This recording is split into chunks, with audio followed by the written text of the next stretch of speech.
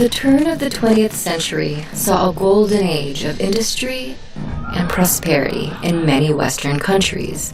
One aspect of this era came to epitomize its grandeur and ultimately its downfall: the Titanic. Commissioned by the British shipping company White Star Line, the Titanic was created to satiate demand for luxury travel between Europe and North America. The ship's construction began in March 1909 in Belfast, Ireland. By the time it was sent to England for provisions, Titanic was one of the largest ships of its time. It was about 92 feet wide and 882.5 feet long, the length of nearly 3 football fields. With a height of about 175 feet, the ship above water was taller than most buildings. The Titanic also included new safety features, such as 16 compartments designed to prevent the hull from flooding. This caused many to believe that the ship was unsinkable. Such confidence led to the unfortunate decision to cut the number of lifeboats on board in half in order to make the deck look clean and elegant. On April 10, 1912, Titanic left port in Southampton, England, and embarked on its first and last voyage. It first stopped over in France and Ireland, and by the time it set out on the long stretch of sea toward New York City, it had about 2,200 people on board. Unbeknownst to all, misfortune would arise just a few days into their voyage. On April 14, at approximately 9:40 and 10:55 p.m., warnings were sent to the Titanic's radio operators of ice fields, but they were never relayed to the bridge. At about 11:40 p.m., nearly 500 miles off the coast of Newfoundland, Canada, lookout crew on the Titanic spotted an iceberg in the ship's path and sent word to the bridge, but it was too late. The iceberg grazed the right side of the ship, causing its compartments, originally deemed watertight, to fill with water.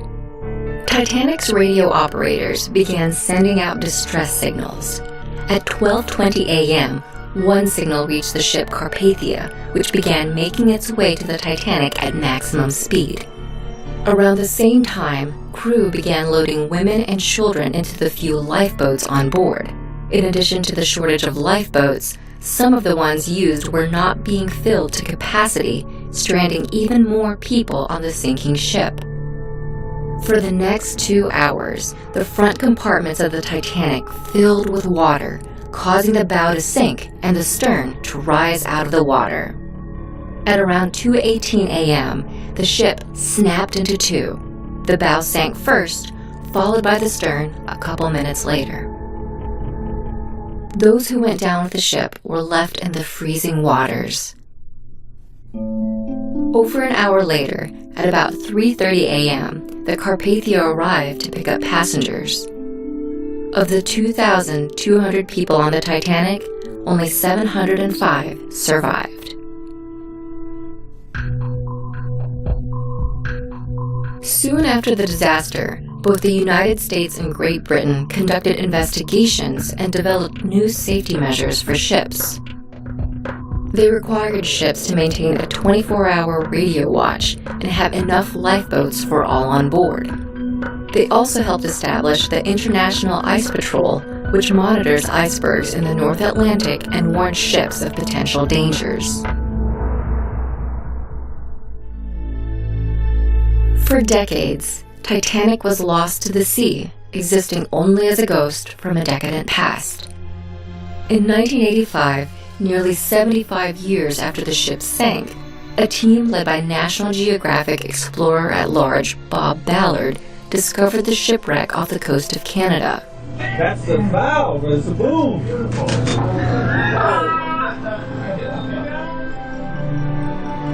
Little by little, scientists have reconstructed the ship and its encounter with the iceberg, giving us a better understanding of what exactly happened on that fateful day.